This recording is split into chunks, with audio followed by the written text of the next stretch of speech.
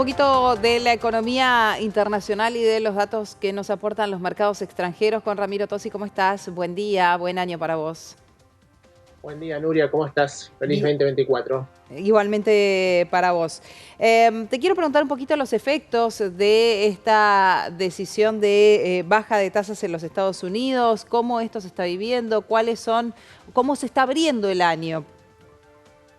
Bueno, exactamente. Si uno mira la semana pasada no tuvimos muchos indicadores publicados, pero sí dos particulares que tienen que ver con la evolución del mercado inmobiliario, que tiene un peso importante en la economía americana, y del mercado laboral. Y Mm. ambos indicadores lo que están mostrando es, si querés, el camino que es preferido por la Fed, por el Banco Central, que es que la inflación va disminuyendo al tiempo que la economía se desacelera, pero no entra, digamos, en una recesión profunda. Eso es lo que han llamado los analistas el aterrizaje suave o el soft landing, ¿no? Entonces, por Ujú. ahora todos los indicadores van en ese sentido. Si no aparece nada novedoso o disruptivo que nunca se puede descartar, el mercado va anticipando eso en los precios y por lo tanto vas viendo que las acciones siguen en buena performance, las tasas de rendimiento de los bonos del Tesoro americano siguen en niveles bajos respecto a los picos que alcanzaron en marzo del año pasado, y ahora la gran duda es, bueno, ¿cuándo efectivamente la Reserva Federal va a empezar a bajar las tasas de interés? Porque vos pensás que estamos con tasa de muy corto plazo, en 5,25, 5,50, contra una inflación que está en el 3%, alrededor del 3%. Entonces, eso significa que la política monetaria está muy contractiva y en algún momento debería empezar a bajar la tasa. ¿Cuándo? Bueno, para el mercado tan pronto como marzo, para la Fed con un signo de interrogación diciendo esperemos que vengan más datos del mercado laboral, de la Sí, inflación y de la sí. actividad para ver si esa tendencia se mantiene en el tiempo. Bien, ¿y cómo crees, digo, que esto puede llegar a incidir nosotros el otro día hacíamos un paralelismo entre lo que pasa allá con niveles de inflación absolutamente diferentes, ¿no? Que los benefician claramente a ellos. Digo, pero ¿qué puede pasar en Argentina, en donde también se bajaron las tasas hace muy poquitito? Bueno, es interesante la pregunta, Nuria, porque acá si querés, como decís vos, medio a contramano de lo que es si querés, el manual típico de un banquero central, donde te dice, bueno, si la economía está sobrecalentada o tenés la inflación al alza, digamos, subí la tasa de interés para tratar de frenar la economía, y cuando la economía la ves un poco, digamos, en retroceso, bueno, baja la tasa para estimular, digamos, la actividad económica. Acá en Argentina no se dan ninguna de las dos condiciones, o sea, tenemos una inflación en alza y probablemente en niveles que no hayamos visto por muchos años. O sea, yo Ujú. me tengo que retroceder a mi adolescencia, a los 14 años, para ver una tasa de inflación mensual por arriba del 25%, ¿no? Que eso sucedió por los 90, y con 2 meses por delante, como enero y febrero, donde si vos ves lo que nosotros en este informe semanal de Suramericana llamamos efectos de segunda ronda de la evaluación, o sea, cómo empiezan a ajustar todos los otros precios que no dependen directamente del tipo de cambio. Sí. Bueno, eso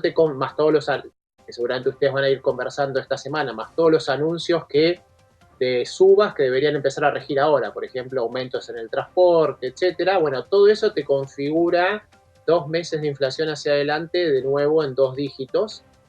Ahí el Banco Central, te diría, lo que hizo básicamente es buscar una solución a este problema que habíamos hablado antes de los pasivos monetarios del Banco Central, que se llamaban LELIQs. Ahora ya queda apenas 1 billón de pesos LELIQ que van a vencer de acá a 10 días. Ahora toda esa liquidez está en pases pasivos a un día.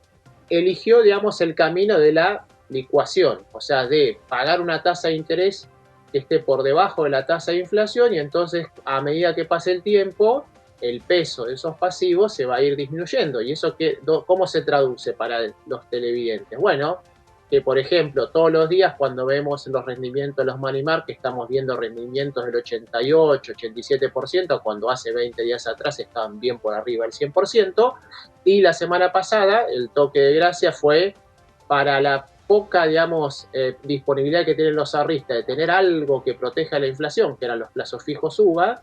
Bueno, se bajó el límite de monto de 30 millones de pesos a 5 millones y se duplicó el plazo mínimo de ese plazo fijo de 90 días a 180 días, con lo cual te quedan, si querés, muy pocas escapatorias si tenés pesos en la mano para invertir en un activo que te proteja de este incremento en los precios.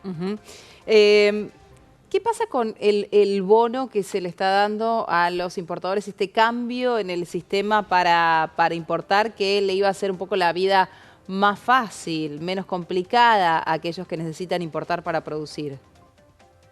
Exacto, ese es el, digamos, el primer bono, si querés, libertario que El anuncia el BOPREAL. Banco Central, el BOPREAL, exacto, que lo que trata de hacer es, si querés, consolidar o normalizar, ¿no?, el aumento en la deuda comercial que vimos en 2023, que si uno lo mira punta a punta, ten en cuenta que salieron los datos del Banco Central la semana pasada, son más o menos 25.000 millones de dólares, ¿no? Eso es Mm. lo que subió por sobre los registros históricos la deuda comercial. Bueno, de esos 25.000 millones, lo que no sabemos, aunque tenemos algunas presunciones, es, bueno, ¿cuánto de esa deuda realmente es deuda nueva con proveedor del exterior? ¿Cuánto es deuda lo que se llama intracompañía, o sea, donde la casa matriz le financia temporalmente, digamos, a la subsidiaria? Y de ese flujo, lo que hace el Banco Central es poner un límite temporal, 31 de enero, diciendo, bueno, el que necesita consolidar y normalizar este problema, apúrese. Yo creé un padrón en la FIP donde tienen que declarar efectivamente el origen de esa deuda. Del Sí. otro lado, yo, Banco Central, tengo un registro de pasivos del exterior donde tienen que haber registrado esa deuda para que sea certificada. Si cumplen esas dos condiciones, bueno, van a la licitación, que en principio la semana pasada tuvimos una, se anunciaron hasta 750 millones de dólares, finalmente terminaron entrando 68 millones de dólares. Ahí tenés mucho, obviamente, cuando nace un nuevo sistema hay que adaptar mucho sistema, hay que familiarizarse con el sistema. Probablemente lo que haya pasado es que haya habido, digamos, cierta descoordinación entre AFIP, Banco Central, los bancos comerciales.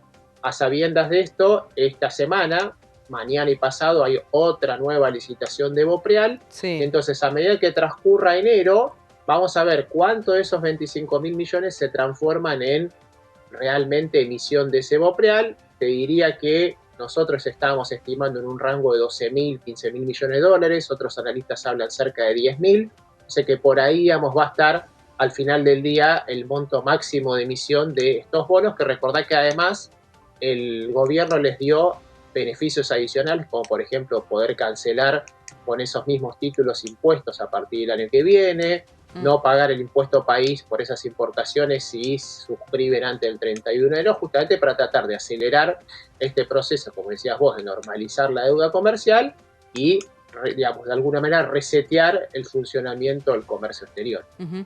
Te pregunto, Ramiro, ¿qué pasa con los dólares financieros que se fueron acelerando, ¿no?, en los últimos días? Sí, exactamente. Veníamos con un nivel de dólares financieros muy tranquilos, que se habían estabilizado una brecha alrededor del 10-12%.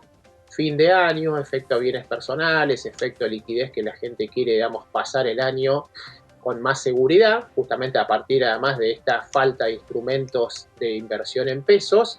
Vimos una suba que vamos a estar monitoreando esta semana si es el inicio de una recuperación para tratar también de ponerse a toro con la nueva nominalidad de la economía, ¿no? Recordad que ya en diciembre todos están hablando de una inflación del 25-28%, entonces vamos a ver si los dólares financieros acompañan o no esa suba en la inflación de diciembre y la que se espera para enero o febrero, o si vamos a convivir con una brecha que está alineada con esta idea del gobierno de ir llevando el tipo de cambio al 2% mensual, y entonces en ese escenario, bueno, los dólares financieros, si se mantiene la brecha, deberían subir en proporción a lo que sube el dólar oficial. Bien, Ramiro Tosi, gracias por este